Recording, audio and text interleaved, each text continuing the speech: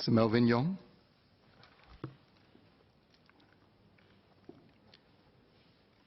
Mr. Speaker, I stand in support of the bill.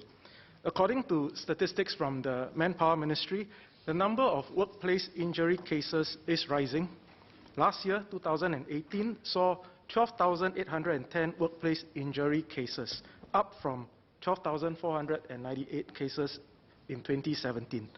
The statistics showed also that although fatal injury cases had decreased, the number of major and minor workplace injury cases saw an increase. The proposed amendments to the Work Injury Compensation Act are therefore timely, as it seeks to provide a faster and better way to compensate employees in the event of an unfortunate accident occurring at the workplace. However, I have a couple of questions. Let me start by recognizing the pro-worker amendments to the bill, which MOM had jointly formulated with the labour movement.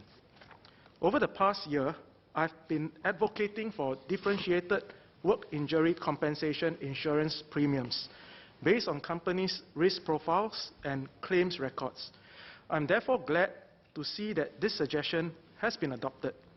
Differentiated insurance premiums will incentivize companies with strong workplace safety practices to continue their focus on creating a safe working environment and encourage companies with poor track records to improve their workplace safety practices. Nudging companies to focus on their workplace safety culture is important, as this will directly result in a better safety outcome for our workers. The labour movement has also worked closely with MOM on other key measures in the bill that will result in enhanced protection to employees.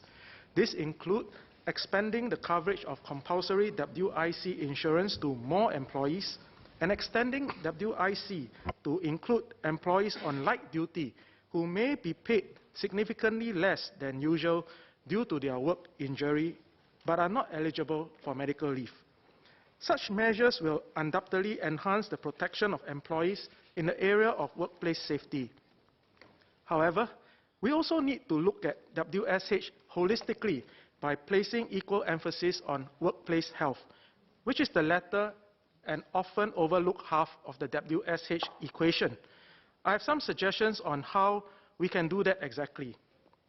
Our workplaces are becoming increasingly desk-bound, particularly for many of our PMEs.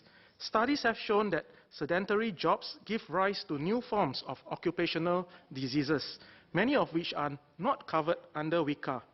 For example, long working hours coupled with a stressful workplace environment can result in mental health issues such as workplace burnout, which is now a recognized occupational phenomenon by the World Health Organization. Feeling burnt out is a common phrase we hear from our workers, among our workers, but little has been done to learn more about its longer-term health issues. Such occupation-related mental health issues can lead and have led to negative physical health outcomes. Can the Ministry consider expanding the list of occupational diseases covered under WICA to include mental health issues arising from the workplace? If we are not ready to do so, we should at least initiate more studies on the effects of such work-related mental health issues.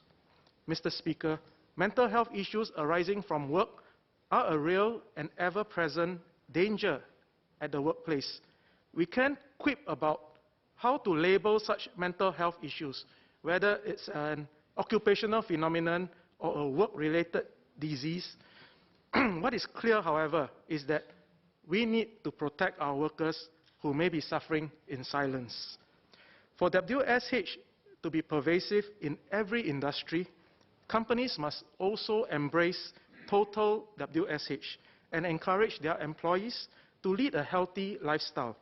For instance, those companies with staff canteens can provide healthier food options for their workers.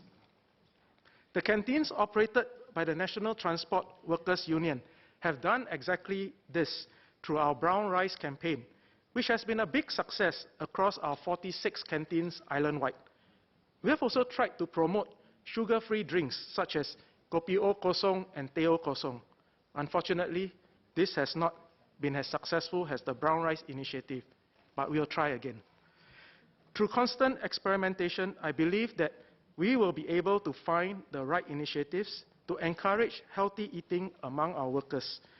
What we eat is key to what we turn out to be. The labor movement stands ready to partner with companies to introduce more initiatives to promote healthy eating and achieve total WSH. Mr. Speaker, this bill proposes to license insurers that sell and process WIC claims to create a faster and simpler compensation process. This is a good idea, and we need to ensure that there are sufficient safeguards in place. Insurers may have vested interest in reducing the number of work injury claims to reduce the compensation that is paid out. Therefore, it is vital that MOM set up channels for workers to seek redress if they disagree with the insurer's assessment on the validity of their claims. Beyond MOM's proposed role as adjudicator of any WIC disputes, MOM should also have levers to penalize insurers who indiscriminately dismiss claims as non-work injuries.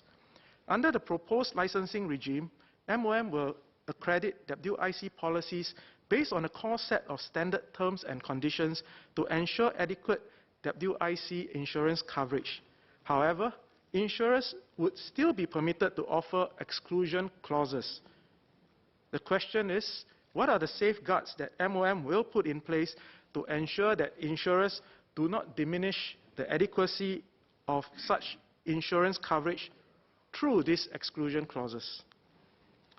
Mr. Speaker, while the bill focuses on work injury compensation, we cannot achieve total WSH without a strong focus on the prevention of workplace accidents. As I mentioned earlier, 2018 saw a total of 12,810 workplace accidents reported across all industry. Every accident that happens, even the minor ones, is a danger to our workers. Inherent in every injury is the risk that it may worsen and result in a tragedy.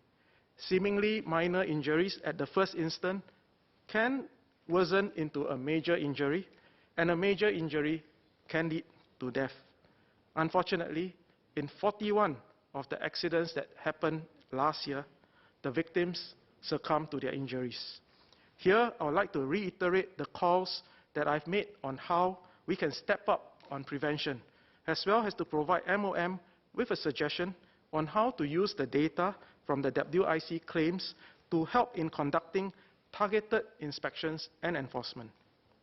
The prevention of workplace accidents require a strong company culture geared towards safe workplace practices. Therefore, we should make it mandatory for every company to have at least one trained WSH representative. Today, only certain sectors are required to have a WSH officer. Having a mandatory WSH representative in every company will certainly go a long way in making total WSH more pervasive and help prevent accidents from happening. Earlier this year, I had proposed to set up a national WSH training academy that doubles up as a WSH Center of Excellence. I hope that the Ministry can reconsider this suggestion. The Centre can establish a central registry of WSH practitioners, share industry best practices, and showcase the use of new technologies to strengthen safety and health standards. Our SMEs would be the greatest beneficiaries of such a Centre for Excellence, as they have limited resources and would benefit from such knowledge sharing. Finally, in addition to ensuring safeguards to prevent fraudulent rejection of WIC claims, MOM should also use the data from WIC claims to aid in your inspections and enforcement. By analyzing the data from a large enough sample size of claims, MOM would be able to derive the sectors and the subsectors that are lagging in their WSH practices and conduct more targeted inspections. Mr. Speaker, the proposed amendments to the Work Injury Compensation Act will benefit both workers and employers. As we put the pieces of the new legislative framework in place, we need to be mindful that workplace safety and health needs to be tackled holistically. Only by focusing equally on preventing workplace accidents and on workplace health initiatives can we truly achieve total workplace safety and health. With that, I support the bill.